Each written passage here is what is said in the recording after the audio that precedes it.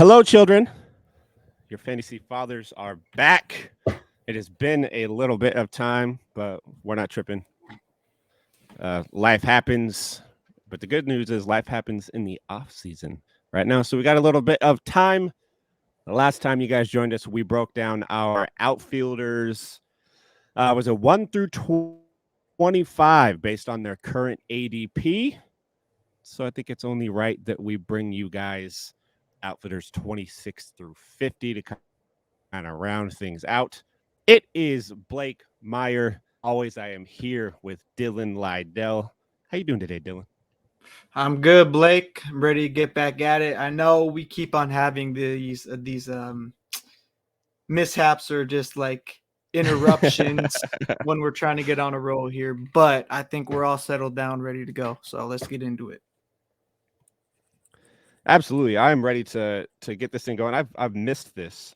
I know I just spent I think I spent 5 hours yesterday writing my article for Pitcher List, which is set to come out on the 19th. I covered the sleepers and busts for the Seattle Mariners for the upcoming fantasy baseball season. I initially went into it thinking like I'll just do 2 sleepers, 2 busts, that sort of thing. And as usual, I started writing and then just continued to write and write and write and write. And pretty soon it was like 2,100 words. So it's a pretty freaking long article. Spoiler alert, I fucking love Ty France for this upcoming year. There's a lot to like, especially since he went to Driveline, but that is not the sole reason that I like Ty France. There is more. Look for that article to come out on the 19th. I will be posting on my Twitter at Balake, so you can catch it there. But I think it's only right that we just get right into it, right? Like we left off last time with the last group of 5. We're breaking down outfielders in their little respective groups of 5 based on their current NFBC ADP. Just to keep it linear with last episode, we are going from December 17th until now for the ADP ranges. And at the moment, there has been 90 drafts in that range. The last group of 5 that we covered was Brian Reynolds, Nick Castellanos, Lane Thomas, Spencer Steer, and Seiya Suzuki. So just getting right into that next group of 5. We're going to go 26 is Jordan Walker. 27 is Estieri Ruiz. 28 is George Springer. 29 is Evan Carter. And 30 is Jackson Chourio. So Dylan, right out of the gate of that group of 5, who would you say is probably your most likely to draft player? I'll probably take the upside on Jordan Walker. This guy was near the top of the list in terms of the top prospects in all of baseball. If you didn't hold that number 1 spot for some time, I can't remember. But upon these 5, I'll probably take Jordan Walker. I think the Cardinals should be a better lineup. They were a very disappointing team last year. I think he's going to be a big part of that turnaround. Another name I like on this list is Evan Carter. He's going to play a big part of that World Series defending lineup. But yeah, those are the 2 that stand out to me. I agree with you on Jordan Walker big time. I have been a big proponent of Jordan Walker since last year. He had kind of an interesting year. Started out the year hitting for a good average, but that's about all he was doing. And they sent him down so that he could work on hitting the ball in the air more. Tried it, didn't work. He said, fuck it. I'm just going to go back to what works, and started raking again when he got towards that end of that second minor league stint. Got called back up. And he put up actually good numbers down the stretch. He was very fantasy relevant, not only in category leagues, but in points leagues as well. Does a good job of limiting strikeouts. So getting him in that range of like 115, which is where he's at currently for his ADP, I think there is a lot of upside there. And he's got third base eligibility also. So can't hate on a dude that's got the multi-position eligibility. And then you mentioned Evan Carter. I do like Evan Carter. I'm just not sure how much I like him. His current ADP is 125. He is the 29th outfielder going off the board right now. I do like him, and the upside is there. The only problem is, I think down the stretch before the playoffs, he was getting sat against lefties, which isn't great. He did just get 80 grade speed from, I think it was Baseball Yeah, he's HQ got or wheels. Baseball America. Mhm. They just give him 80 grade speed. He was hitting cleanup for that Texas Rangers team in the playoffs. So there's upside there, knowing that they're comfortable batting him in that cleanup spot. And so maybe on that alone, I should be a little more inclined to draft him. I just have my reservations because he did have a BABIP well over 400 in both the regular season and the playoffs. Yeah. So the batting average is going to regress a little bit. So Just looking at the other three, I'm unsure. with George Springer getting up there in age, Ruiz has concerning offensive numbers according to Baseball Savant. A lot of blue on there. Not a guy that walks a whole lot. Yet he did steal 67 he did steal 67 bags. That's really all he did. I mean, 47 runs isn't a whole lot. 114 hits. I mean, yeah, like I don't know. I'll probably take the upside because there's more variance to Carter's game. Churrio, he just got paid. We haven't seen him take a pitch in the big leagues yet. Those are definitely the two that stand out to me. I think there's more concern with the other three. Like you're taking Ruiz over Carter? No, I think I still take Carter over Ruiz, only because Ruiz is a one-trick pony. He's very good at that one trick, though. Yeah.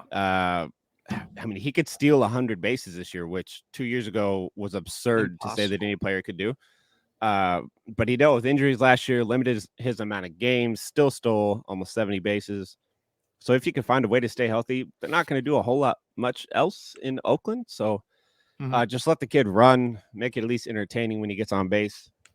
Jackson Churrio is the wild card in that group because he does have the upside to be a top 20, top maybe 15 at the position guy, because he does have that power and that elite speed. Only an 18% walk rate at AA last year. He didn't play much at AAA. He played 6 games, but the kid's only 19 years old, which is wild. Yeah. So there is a lot of upside there. He's a wild card just because nobody really knows. So it's just a matter of at pick like 120, do you want to take that risk? And I guess it all depends on how many outfielders you drafted at that point. If you're in that 10th round and you drafted one outfielder, I'm probably not taking Churrio as my second outfielder. But if I've drafted 2 or 3 outfielders already, I think he makes an okay third outfielder, an amazing fourth outfielder. But he's going to get drafted as the third outfielder. So he's actually a little bit smaller than I thought he was. Who does he comp to? Oh, that's a great question. I'm not sure I could give you a comp to him off the top of my head. That was an unfair question. Yeah, no, you're just a little bit smaller because off the top of my head, I was going to ask about how close is this guy to Julio, but not the same body type. Maybe, oh God, maybe Jazz Chisholm-esque with a little less power. Because this guy hits from the right side too. Okay. Yeah, so maybe somewhere in that area. But yeah, I think third outfield, he's okay. Fourth outfielder, he's great. But again, he's gonna get drafted as your third outfielder. So it's just a matter of how confident are you in the guys you picked. And then moving on from that, from 26 through 30, we've got Anthony Santander at 31, our boy Teoscar Hernandez at 32, Cedric Mullins at 33, TJ Friedl at 34, and Jorge Soler at 35. Same question as before. Is there anybody on this list that stands out to you that you like really like above the rest? It's the 2 Baltimore guys. Like I can't pick just one, but it's the 2 Baltimore guys. It's And when I was making my list, and it's just because making the list for the first time myself, I come to realize how many outfielders there really are out there. Mm-hmm. So missing guys like Santander and Cedric Mullins, who are quality bats in the league. Those are definitely the two that stand out to me. Teoscar, you're going to get the Ks. Friedel, I honestly don't know a ton about, to be honest. Um, just maybe mixed in there with all the young talent. He's just not standing out to me as much in Cincinnati. And then Jorge Soler, you know what you're going to get from him. You're going to get your 35, 40 home runs, but we also still don't know where he's going to be playing next year. I'll take the short porch guys in Baltimore, quality outfielders. They should be in the lineup almost every day. Yeah, those are the two for me.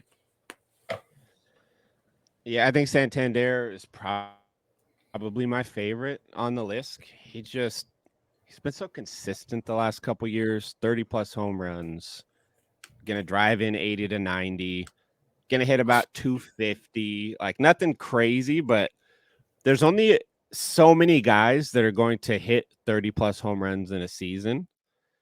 And so having a guy that you can almost damn near lock in for that 30 plus home runs is big, especially in a categories league when you can wait on somebody like a Santander to help you with power. And maybe you want to fill in batting average a little earlier, and maybe you want to target steals a little earlier, which is crazy to do. Please don't do that. Maybe you want to target that extra pitcher early on, and you want to wait another round or two for that power. Santander does offer that. TJ Friedel is interesting just because, 18 home runs, 27 stolen bases last year, solid K rate. Plays for the Reds, so he's got Great Yeah. American Ballpark, which is Mhm. cool. But So I've noticed with this whole list in general, like these guys are on good teams for yeah, the most part. Like these guys are on good rosters and on good teams. There's a couple outliers, but yeah, the guys we go through today are on pretty good clubs. so I gotta ask, how do you feel about Teoscar in LA this year? Do Well, you think he's it's a not he's similar not going to season he had be. last year, or I mean, I still think he'll have the K problem, but I think he'll, as long as he's a more disciplined hitter, which he can be, who knows. But what we saw last year was pretty abysmal, firsthand, especially. But he's going to have the protection in the Dodgers lineup. Like I was just saying, these guys are all on good teams in this list. So he should get more pitches to hit. Guys on in front of him are going to get on base, going to be nowhere to put him really. I think it's a better situation. He's going to be hitting in a more friendly ballpark. Anything's more friendly than T-Mobile is. So I facts? think, yeah, you'll definitely see a better Teo than you saw last year, but by how much, I'm not sure. My only hesitation with Teoscar is the fact that he's probably going to bat like seventh in that lineup because I'm not entirely sure how you bat him a lot higher, maybe sixth Is if seven he's still real really a lucky. bad spot in that lineup, though? In that lineup, no, but it's going to limit the amount of at bats he gets over the course of the season, Yeah. which will Yeah. eventually make a slight difference. It just kind of comes down to, would you rather have somebody like Teoscar right now who might get 500 at bats over the course of the season, or do you want somebody like Anthony Santander who might get like 650 over the course of the season? In a points league, I'm not sure that ends up mattering all that much. But in like a rotisserie league, that makes a big difference down the stretch because Mhm. that's 5-6 more home runs. That's 10 to 12 more RBI. That's 8 to 9 more runs scored. Things that could tip you over the edge in like a rotisserie league that again don't matter as much in a points league. But we will have to see where he does hit in that lineup. But I don't see any room for him to really hit higher than sixth if they're like Mhm. really liking what they see out of him. Yeah. And then It's a good problem to have, though. it's I very wish good we problem had to it. have. God, I wish we did too. Seattle will never have that problem. Although I will say I dug more into Mitch Garver. I mean, we covered Mitch Garver on the catcher episode, but another spoiler. I'm just gonna give away my whole article. He is on my sleepers for this coming year. He's not entirely necessarily like a sleeper, but I think he has the potential to put up huge numbers for Seattle this year. Barring any injury, and it's a little unfair to predict that, I think. But I'm not saying that, like saying he does stay healthy. And this was the big question that I remember we had. He's only played more than 100 game once in a year.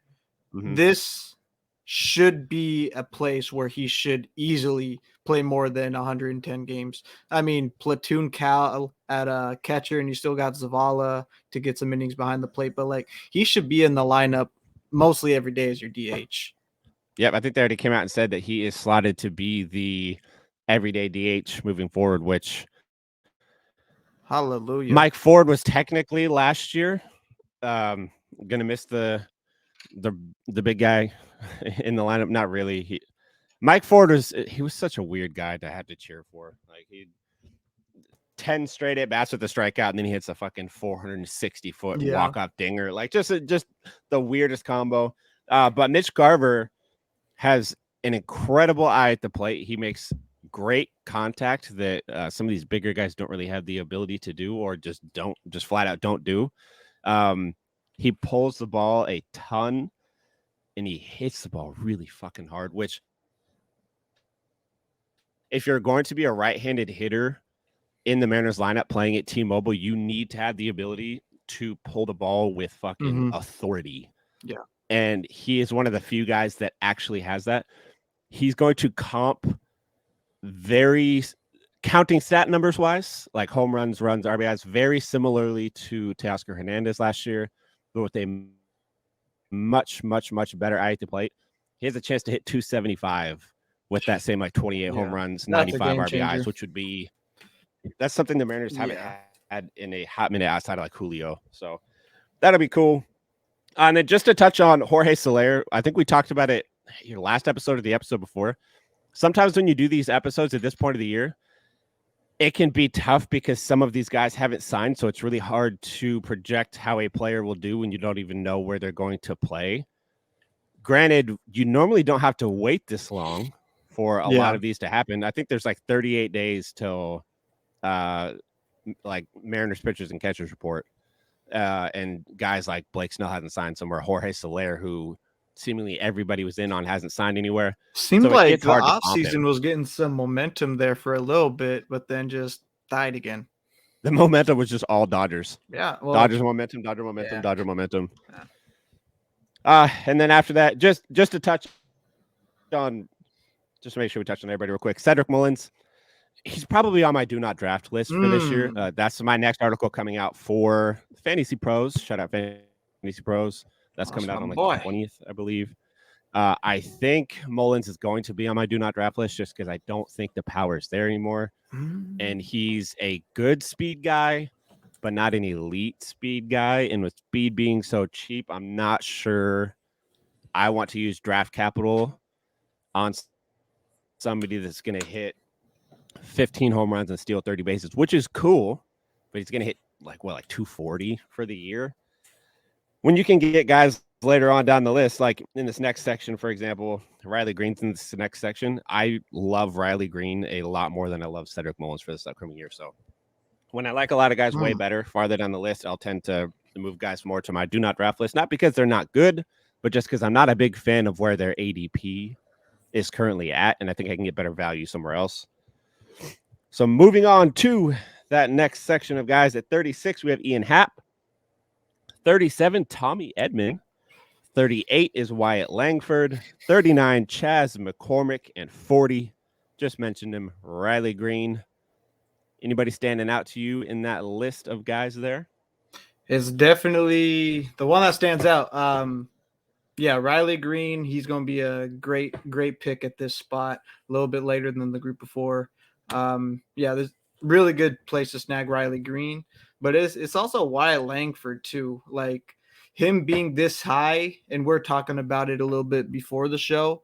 it's still not a given that he will make the opening day roster. He may, we'll see. But him being this high and not that being a for sure thing yet, I think is a little bit surprising. But the talent's there. Top pick in last year's draft. Profiles as one of the top prospects in baseball. Paul Skeens is the only other guy that comes off the top of my head that should be on an opening day roster. Fingers crossed. Yeah. So, yeah, Wyatt Langford, I think, a little bit too soon to be seen, I guess. Yeah, very similar to Evan Carter, kind of. I mean, they just so happen to be on the same team, so there's a similarity there. Wyatt Langford has crazy contact numbers, though. One of those guys that put up big numbers in college and then gets drafted real high, and then he raked last year at every level. I think he was in AAA by the end of the year. Literally just tore up every level. And he really is just a good spring training away from somehow finding his way onto the opening day roster of the reigning World Series champion. So obviously they'll have to find somewhere to fit him into that lineup. I think there is some openings in there for him to get an everyday spot. They'll have to shuffle a few people around, but there's the ability for him to do it. Tommy Edman is also the position versatility there. I like the position versatility. He's just one of those guys where it's like, you fooled me one time and that sucked, but he fooled me twice and I can't afford to let him fool me a third time. He did have a pretty decent second half, if I remember correctly. So that's always nice. He's got a little pop. He has really good speed. He's an injury guy, injury risk, but you are getting him later on. His ADP right now is 157. So that does make me like him slightly more.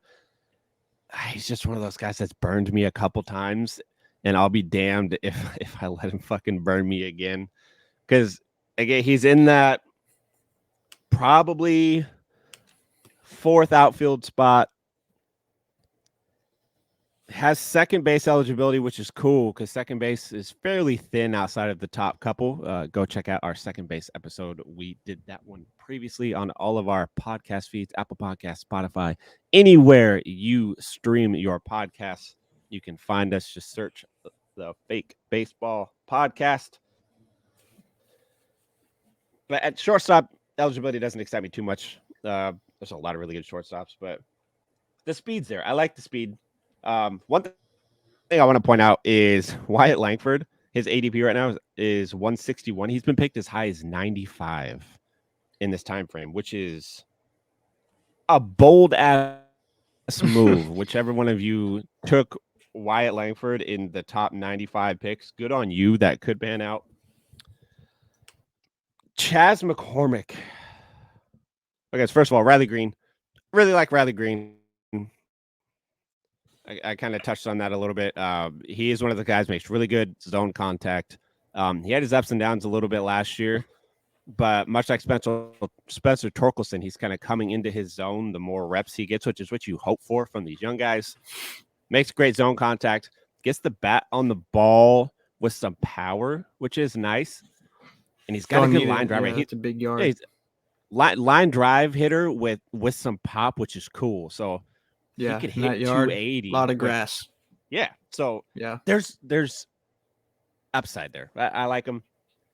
But I think Chas McCormick is going to be the one in this group that I think is going to be the most polarizing. Sounds like a cool word to use, so I'll use that. The most polarizing. He had a really good second half.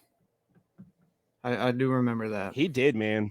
Mm-hmm. Like, do you think he can do that over the entire course of a year? Like, it's so weird because he kind of came out of nowhere. Granted, they didn't give him a ton of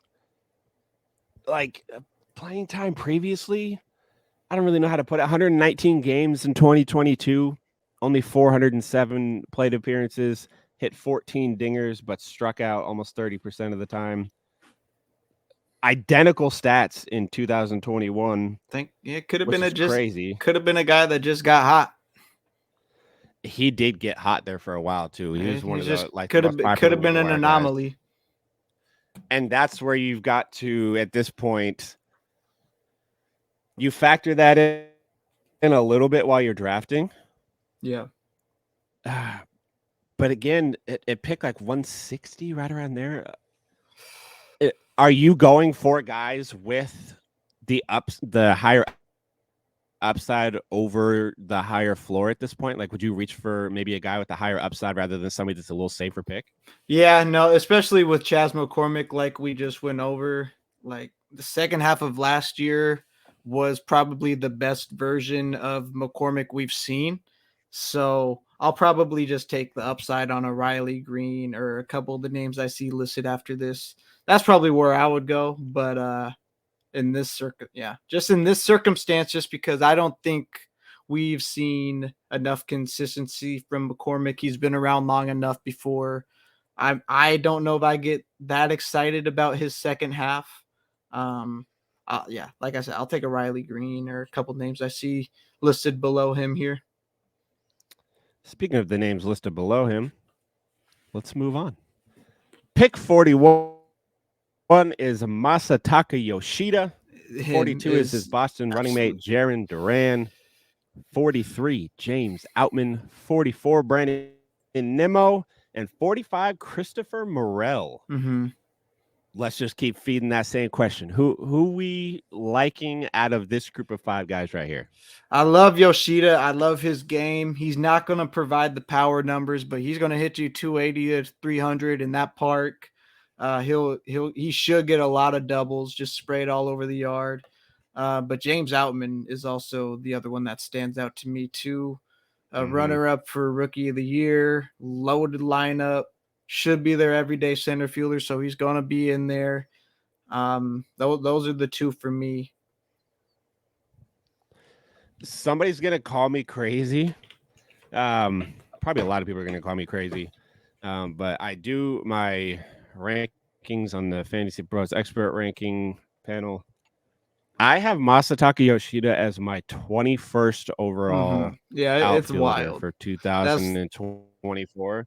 That's wild. So he is going to be my biggest buy this year in every draft that I do at this point. If his ADP stays around 171 like that, I mean, he's got his high as pick 117 and his lowest pick 232. Give him to me in all of those spots, especially in points leagues, which I think would automatically bump him up because he is more of a points league guy. But he does have a little bit of pop. He's going to score a bunch of runs. He does a pretty damn good job of driving in runs. And he does hit for that amazing average. And he just gets on base a lot, which he does a lot of things that I look for these guys that are getting drafted. Hardly ever. I think it was like a 10% strikeout rate or somewhere right around there. Just something super low. Luis Ariz-esque. And so for me, that is the biggest value of any outfielder at this point in drafts would be Masataka Yoshida. Yeah, Yoshida and Outman, those were the 2 names I would also take over McCormick that I saw before we're getting to it. But yeah, Yoshida and Outman, I'm taking over McCormick as well. Love Outman. Honestly, I swear to God, he could score 90 runs this year, batting like freaking 8th, which is going to be wild. He's got 20/20 upside or ability. The biggest question mark for me is Christopher Morel. Not necessarily in a bad way. This just, again, becomes the point where you start to ask yourself, do I like a higher floor better or a higher ceiling? Because I'm not sure there are many players with a higher ceiling than Christopher Morel. On many platforms, he's going to have position eligibility at like outfield, second base, third base. Who knows where else?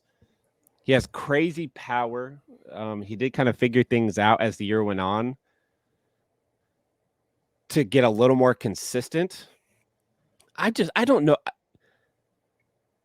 He's like 5'9", 140 pounds. And he's not much bigger than I am. And he's hitting these 460-foot tank shots, 30 of them, And there's just a part of me that wonders, is that something that can be done consistently with with that body size? Like I don't know. Like I don't want to say he can't, because obviously he's gone over 20 home runs for 2 straight years. He's shown that the power is real. I just don't know how consistent it can be. But we're creeping closer to that 200 ADP mark. Give me a guy that's going to have like 4 position eligibility that could fuck around and hit 35 home runs this year, even if he weighs 150 pounds soaking wet. Yeah. I think I like him down there. Granted, the downside is getting completely benched. But I would like to slide in there that their new manager, one of the very first things that he said was that it is very important that they find a way to get Christopher Morel into the lineup every day and get him consistent at bats. So they are going to make a concerted effort to actually get him in the lineup, which would be cool, because if he can do that, that's what we're looking for. Let's see. Oh, Chad said once we get closer to 50, we're taking guys like Starling Marte. It's the play to just reach down for a high risk play in Jung Ho before his ADP rises. Yeah, I think so. I think that is the play. So once you get closer to 50, at that point, you're taking the guys you like, and at that point, you do get to where you're like, okay, I like the upside here more. Like you're getting into the 4th or 5th outfield range.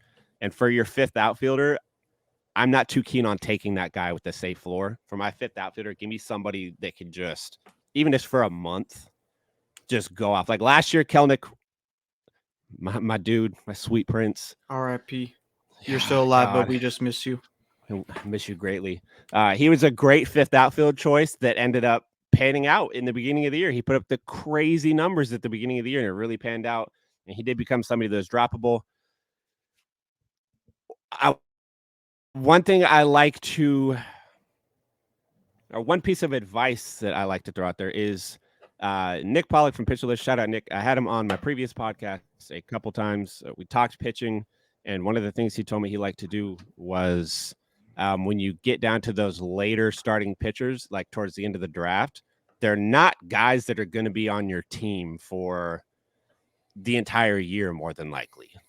At that point, when you get later on, go for upside, go for somebody that's starting the year with very good matchups so that they can get you those stats early, because those are guys that you're very likely going to move on from at some point. So yeah, give me the upside. If you're getting down closer to 50, which we're about to move on to, give me that upside. Yeah, because after this, it gets a little rough. Top 50. Shout out everybody in the live that just saw me cough with my mic muted. 46, we got Lars Newbar. I love Lars. 47, Stephen Kwan. 48, Dalton Varsho. 49, Kerry Carpenter. Love him. 50, Taylor Ward. Who to you is standing out in this last little group of 5 here? Yeah, it's the upside with Lars. I think coming off a down year, like I said, there's just kind of that whole Cardinals group in general. He's a big part of that team, should be a part of the turnaround that I expect from them. I don't know how much better, but I don't know how much worse you can get from last year. So I think Lars should be in better shape for a better season. But I'm out on Varsho. Not too sure about Taylor Ward. And then I loved Stephen Kwan coming into last year, but wasn't the same player in 2023. But yeah, Lars is the one in this group for me. I love Lars. I was big on the in Lars we trust train going into last year. I thought he was prepared to have a big year. He didn't do much on the WBC, if I remember correctly. And then again, dealt with injuries, only 117 games last year. But he still managed to score 74 runs. It's because he gets on base at a crazy amount. Like I think his walk rate from the time he came into the league is like second to Juan Soto or top 3, somewhere right around there. Wow. Yeah. He gets on base a ton. He stole double-digit bases last year, 14 home runs. Always rocking a good barrel rate, which I love a good barrel rate. Exit velocities are always cool. He does a lot of the things you like. I just need to see a healthy Lars. I need to see a consistent Lars. If you can get that, he's a top 30 outfielder. So then this falls into the great value section. You just have to get that though. And at this point right now, you don't know if you're going to get that because, again, it's only like January 16th. So yeah, you never know. I would like to think that we'll get that version of him, but it's still so up in the air. Then after that, Stephen Kwan, I'm with you there. I had really high hopes for him. I loved him in 2022. The 2023 version of him didn't really build off of that good 2022 season. So I'm iffy. In a points league, I absolutely love him, and he's a must own if you play in a points league. But outside of a points league, he doesn't do anything too exceptionally well for me to want him on my team. Dalton Varsho is an absolute fucking fade. Yeah. Also, like you said, I'm good. I don't want him. I can get his skill set on the waiver wire. Some people might not agree with that, but I can get his skill set on the waiver wire throughout the course of the year. I don't need to waste draft capital on somebody like a Dalton Varsho. Yeah. What about Carpenter? You lit up when you said his name. What's up with Kerry Carpenter? I love Kerry Carpenter, and what I love even more than Kerry Carpenter is a Kerry Carpenter that I can draft at 215th overall. He's got great power. He kind of flew under the radar for big lefty, quite right? a bit last year. Yeah, dude. Yeah. 6'2", 220. Yeah. Literally built like me. What's up, baby? 6'2", 220. That's the big boy club. This is the guy I'm thinking of. Dude, he hits tanks. He had 20 home runs last year in 118 games. He's not going to end up being a huge batting average guy. He hit 278 last year, which is cool. I think that was probably as good as it gets batting average wise for him. I think he's more like a 255, 260 hitter. But he gets on base quite a bit. He has decent home run power. And Steamer has him projected this year to hit 256 with 21 homers, drive in 72, and have a strikeout rate just under 25%. That's great especially when you're taking him at 215. Yeah. That plays in a lot of different categories. So, and he was stole 6 bases last year, so he might big fella rumbling. 10. Big fella rumbling. You know, if Aaron Judge could do it at 6'7", then a lot of people can. Carpenter could do it at 6'2". I mean, Judge only got to take 2 steps to get a stolen base. That's a good. Yeah. That's a very good point. And speaking of stolen bases, I realized when I was doing my Mariners write-up last night, when I was writing about Ty France, he stole 1 base in his career. I was there at the game this last year when he stole 3rd. I didn't realize it was his only stolen base of his entire career. I was there, and it just makes that moment so much sweeter. Come on, Ty. The fact that he's fucking Ty, man. 3rd. Figure it out, my dude. He's such an easy guy to root for.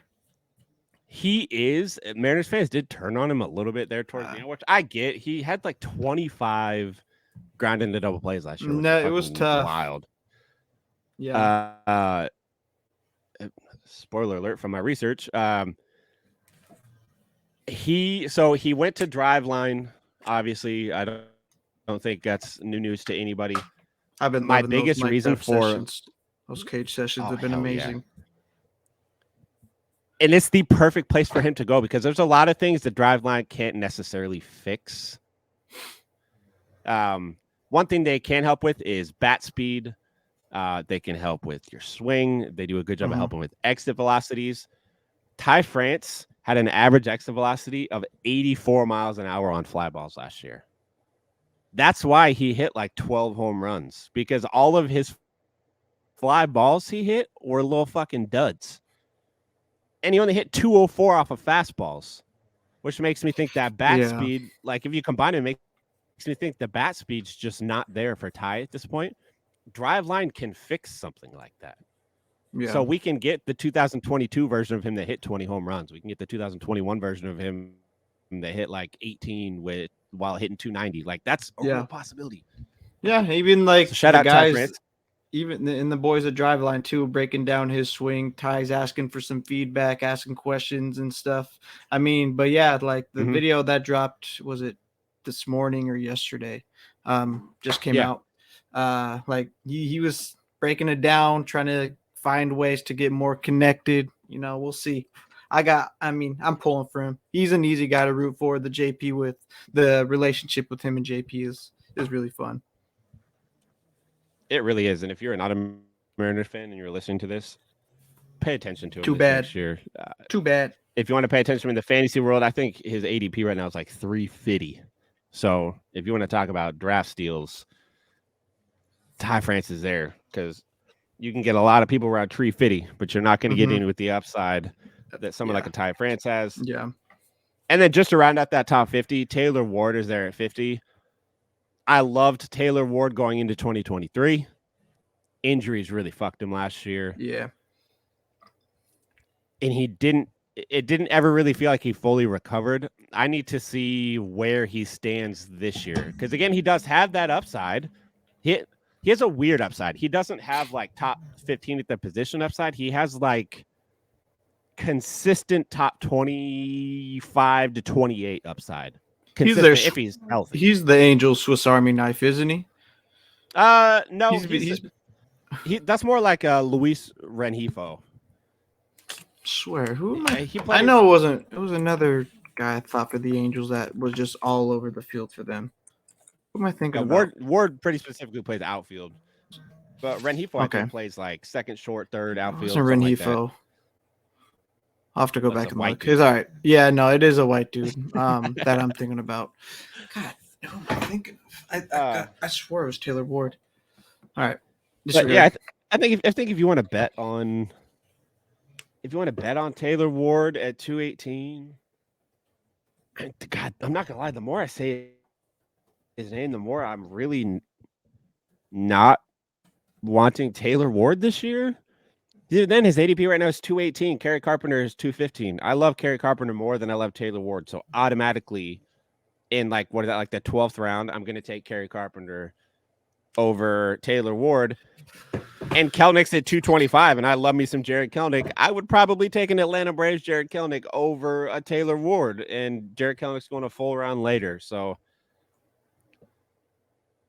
if you want that consistency from a fifth outfielder, or the potential for the consistency from a fifth outfielder, I could see Taylor Ward being someone to target. I'm not on the Ward train at the moment. There's hope for maybe one day I'll be back on it, but for right now, I'm not.